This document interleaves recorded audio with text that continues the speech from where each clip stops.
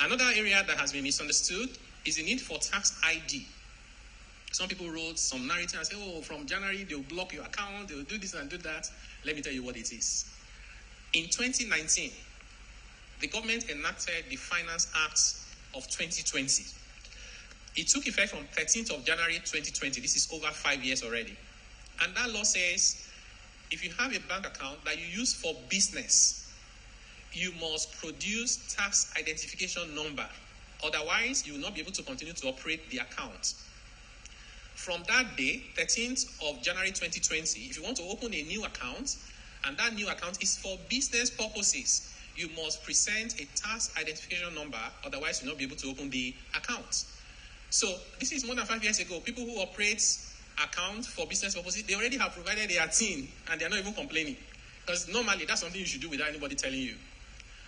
What we have now done under the new law is that FRS has TIN. TIN is tax identification number. If you live in Lagos State, LRS, that's the Lagos State Internal Revenue Service, they have their own TIN. Me now, I live in Lagos, I have LRS TIN. I'm also in Abuja. Joint Tax Board also gave me TIN. We now say, what kind of confusion is that? Why am I being identified like 3 persons within the same system? If you go to many countries, you just have your social security number, and that's what they use for everything. Many of us who live in Lagos, for example, sometimes you want to go and buy a plot of land in your village or in the capital city of your home state, and they'll say you have not paid tax there. They will force you to pay and give you their own TCC so you can buy. That's actually against the law. Once you pay your tax where you're resident, it carries you everywhere. So what did we do? We said, first and foremost, let's discard with this name tax identification number.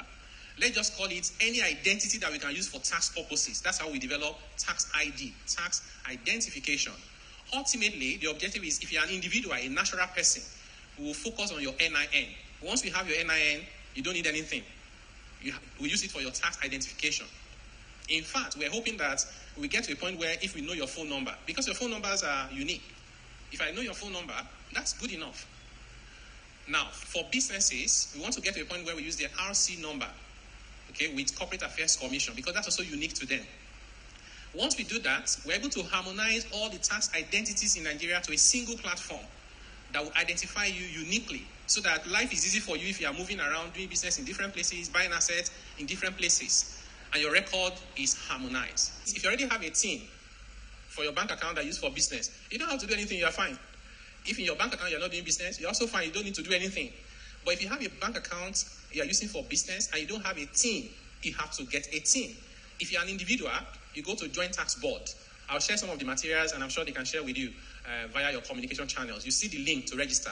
If you're a company that is registered with CAC, you go to FRS. From next year, FRS will become Nigerian Revenue Service, will be NRS, and you get a TIN from them. So it's actually not a hard thing to do.